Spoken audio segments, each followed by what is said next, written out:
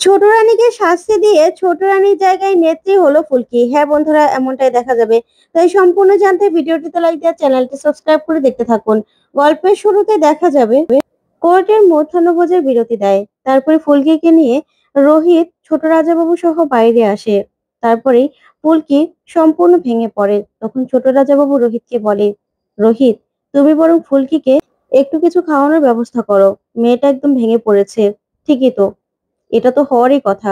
এতদূর এসেও যদি কেসটা খারিজ হয়ে যায়, তাহলে এর থেকে খারাপ তো আর কিছু হতে পারে না, তাই না?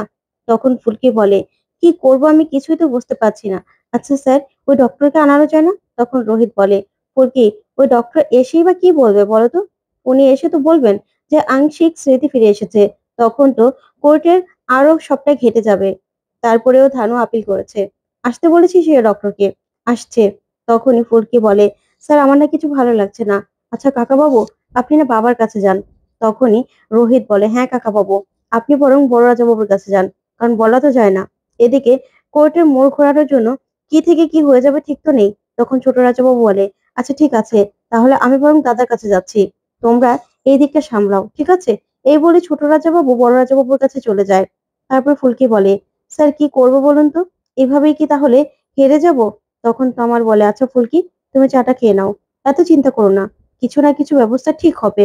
তারপরে দেখা যাবে ফুলকি চায়ের কাপটা ফেলতে গেলে তখনই একটা লোককে কথা বলতে শুনে ফুলকি, সে বলছিল যে রাজমহলের ব্যাপারে স্টেটমেন্ট দিতে এসেছি। তখনই ফুলকিকে রোহিত বলে, ফুলকি কি হয়েছে? তখন ফুলকি বলে, স্যার, এখনই গাড়ি থেকে নেমে একটা লোক কথা বলতে বলতে গেল, কি যেন সাক্ষী দেওয়ার কথা বললো। আচ্ছা, ওনার সাক্ষীতে আবার পুরো কেসটা ঘুরে যাবে না তো? আমরা হেরে যাব না তো? তখন রোহিত বলে, আচ্ছা ফুলকি, এত ভাবছো কেন? যা করার তোমার মাকালি করবে। তুমি মাকালির উপর ভরসা করো তো? তাহলে এসব নিয়ে না তুমি আর ভেবো না। তখন ফুলকি খুব চিন্তা করতে থাকে। তারপরে দেখা যাবে কোর্টের কার্যক্রম আবার শুরু হয়ে যায়। জজ সাহেব বলে, এখানে 24 বছর আগে প্রতাপ নারায়ণ চৌধুরী হারিয়ে গিয়েছিলেন। তার স্মৃতিও হারিয়ে গেছে। তারপরে হ্যাঁ, ওনার স্মৃতি হয়তোবা ফিরে এসেছে। কিন্তু প্রতাপ নারায়ণ চৌধুরীকে মেরে ফেলার চেষ্টা করা হয়েছিল নাকি আশাবরী চৌধুরী। আর এখানে ফুলকির কথাগুলো অনেকটা স্পর্শকাতর, কিন্তু এখানে বাস্তব কোনো প্রমাণ দরকার। আচ্ছা ধানসিঁড়ি, আপনি কি এখন অন্য কোনো বাস্তব প্রমাণ দিতে পারবেন? আপনি তো বলেছিলেন যে ডক্টর মুখার্জিকে আপনি ডাকবেন। তখনই ধানসিঁড়ি বলে, হ্যাঁ ইওর অনার, আমি ডক্টর মুখার্জিকে ডাকতে চাই। দরকার হলে উনি এসে প্রতাপ নারায়ণ চৌধুরীকে চেক আপ করে বলবেন যে ওনার সত্যি স্মৃতি ফিরে এসেছে নাকি এগুলো বানানো কথা। তখনই দেখা যাবে অ্যাডভোকেট চ্যাটার্জি উঠে বলে, আচ্ছা ইওর অনার, এটা কি কোর্ট নাকি এটা হসপিটাল যেখানে রোগীকে চেক আপ করানো হবে? এভাবে শুধু শুধু সময় নষ্ট করার মানে কি, সেটাই বুঝতে পারছি না। তখনই ধানসিঁড়ি বলে, এখানে অনেক কিছু ম্যাটার করে স্যার।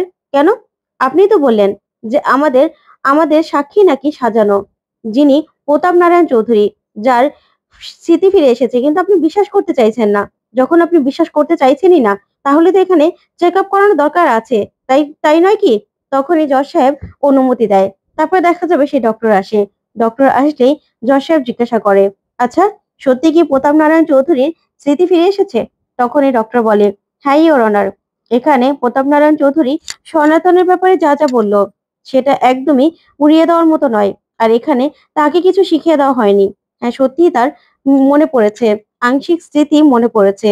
তখনই জজ সাহেবকে এই কথাগুলো বললেই মিস অ্যাডভোকেট চ্যাটার্জি দাঁড়িয়ে বলে, আচ্ছা আপনাকে আমি একটা প্রশ্ন করতে পারি? তখন ডক্টর বলে, বলুন। তখনই অ্যাডভোকেট চ্যাটার্জি বলে, আচ্ছা আপনি বলছেন যে প্রতাপ নারায়ণ চৌধুরীর সবকিছু মনে পড়ে গেছে, তাই তো? তাহলে আপনি লিখিত দিতে পারবেন তো? তখন ডক্টর ভয় পেয়ে যায় আর বলে, না না, লিখিত কি করে দেব? তাহলে তো রিপোর্ট দিতে হবে। এটা তো এখানে সম্ভব নয়। তখনই অ্যাডভোকেট চ্যাটার্জি বলে, ইওর অনার, এখানে সবকিছু মিথ্যে।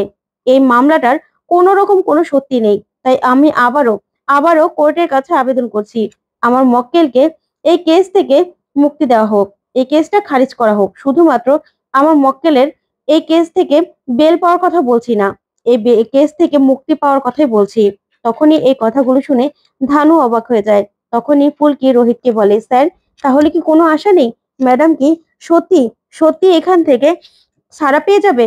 তখনই অংশুমান সেখানে আসে। তখন অংশুমান দাঁড়িয়ে বলে, ইওর অনার, আমি এই কেসটার তদন্তকারী অফিসার, তাই আমি আমি কিছু বলতে চাই। তখন জজ সাহেব অনুমতি দিলেই অংশুমান বলে, স্যার, সেদিন বড় রাজাবাবুকে নিয়ে রোহিত রায় চৌধুরী যখন আসছিল তখন তাদের একটা অ্যাক্সিডেন্ট হয়।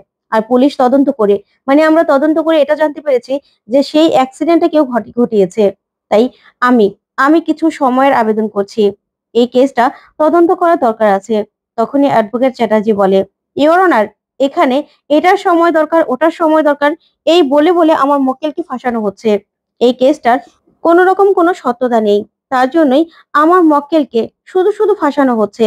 তাহলে এই কেসের মাধ্যমে আমার মক্কেলই বা কেন সাফার করবে? তাই আমি চাই আমার মক্কেলকে আপনি বেকসুর খালাস করে দিন।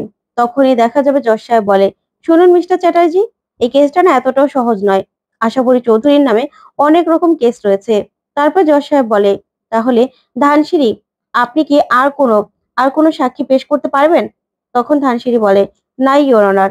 তখনই দেখা যাবে কোর্টের রায় ঘোষণা করবে জজ সাহেব। তখন একজন সাক্ষী এসে দাঁড়ায় আর বলে, জজ সাহেব, আমি কিছু বলতে চাই। তারপরেই জজ সাহেব বলেন, আপনি কাঠগড়ায় এসে বলুন যা বলার। তখনই সেই লোকটা সে কাঠগড়ায় আসে। তারপরে বলে, ইওর অনার, আমি বলতে চাই কিছু এই কেসটার ব্যাপারে। তখনই অ্যাডভোকেট চ্যাটার্জি বলে, আচ্ছা ইওর অনার, শুধু শুধু কোর্টে সময় নষ্ট করা হচ্ছে না? উনি এসেই বা নতুন আর কি বলবেন? তখনই জজ সাহেব বলে, শুনুন অ্যাডভোকেট চ্যাটার্জি, আপনি না বড্ড বেশি কথা বলছেন। এখানে যিনি আশাবরী চৌধুরী, উনি কিন্তু নির্দোষ নন। ওনার অনেক ইল্লিগেল কাজকর্মও ছিল। আর 24 বছর আগে যা ঘটেছিল সেটা কি নিছকই অ্যাক্সিডেন্ট, নাকি এর মধ্যে কোনো কিছু আছে সেটা তো আমাদের জানতে হবে। তা আপনি বসুন। তারপরে দেখা যাবে বসে পড়ে অ্যাডভোকেট। তারপরেই সেই লোকটা বলে, ইওর অনার, আমি সীতারাম চবে তার সঙ্গে পার্টনারে কাজ করতাম। ওইদিকে ছোট রানী লোকটাকে দেখে চিনে ফেলে আর মনে মনে বলে, এইখানে কি করছে? তারপরে লোকটা বলে, ইওর অনার, এই আশাভরী চৌধুরী সীতারাম চবেকে অনেকগুলো টাকা দিয়েছিল যাতে প্রতাপ নারায়ণ চৌধুরীকে গাড়ি চাপা দিয়ে মেরে ফেলা হয়, গাড়ি ধাক্কা দিয়ে যাতে নদীর জলে ফেলে দেওয়া হয়। তখনই এই কথাগুলো শুনে সবাই অবাক হয়। তারপরে এই লোকটা বলে, হ্যাঁ ইওর অনার, আমি সীতারাম চবেকে অনেক পরাণ করেছিলাম, কিন্তু সীতারাম চবে আমার কোনো কথা শুনেনি। টাকার লোভে পড়ে ওনার কথা রাজি হয়ে গেছিল। তারপরে হ্যাঁ, আমি সবকিছু ছেড়ে ছুড়ে এখান থেকে কানাডা চলে গিয়েছিলাম। আমি সাহস পাইনি, পুলিশের কাছে সবটা বলবো ভেবেছিলাম, কিন্তু বলতে পারিনি, কারণ পুলিশ প্রশাসন সবকিছু এই আশাবরী চৌধুরীর সঙ্গে মিলিত ছিল। ওনার অনেক ক্ষমতা ছিল। তাই আমার যদি কিছু হয়ে যায় তার জন্য ভয়ে আমি বলতে পারিনি। তাই এখন যখন দেখলাম এই কেসটা নিয়ে এত কিছু হচ্ছে, তাই আমি ছুটে এসেছি এই কেসটার জন্য সাক্ষী দিতে। তখনই আশাবরী চৌধুরী বলে, আমি চিনি না ইওর অনার, এই লোকটা কে? আর সীতারাম চবেই বা কে? সব মিথ্যে কথা বলছে। তখন জজ সাহেব বলে, আপনি চুপ করুন। শুনুন আশাবরী চৌধুরী, আপনি না ফেঁসে গেছেন এবার। সবকিছু রিপোর্ট এখানে আছে। আপনি যা যা ইলিগাল কাজকর্ম করতেন না, সবকিছুর এখানে প্রমাণ রয়েছে। আপনি আর বাঁচতে পারবেন না। তখনই জজ সাহেব রায় ঘোষণা করে দেয়। আর এই সব কিছু বিচার করে জজ সাহেব আশাবরী চৌধুরীকে যাবজ্জীবন সশ্রম কারাদণ্ড দেয়। আর বলে যে এবার থেকে ফুলকি দাস আর রাজমহলে কোনো রকম কোনো সমস্যা থাকবে না, এটাই আশা করছি। ওইদিকে ইন্দ্র আশাবরী চৌধুরীকে বলে, মা, যারা যারা তোমাকে এই সাজা দিয়েছে না, তাদেরকে কাউকে আমি ছাড়বো না। আর তোমাকে আমি সাজা পেতে দিব না। আমি হাইকোর্টে আপিল করব। তারপরে ফুলকি বলে, কি ম্যাডাম, আপনি তো বলেছিলেন খেলা সবেমাত্র শুরু, কিন্তু আপনার খেলা তো শেষ হয়ে গেল। তখন আশাবরী বলে, শোনো ফুলকি, এত লাফিও না। তোমাকে যে শেষ করবে না, সে কিন্তু আসছে। আসছে, খেলা এত তাড়াতাড়ি শেষ হবে না। তখন ছোট রাজাবাবু বলে, এখনো এত রোয়াব দেখাচ্ছ?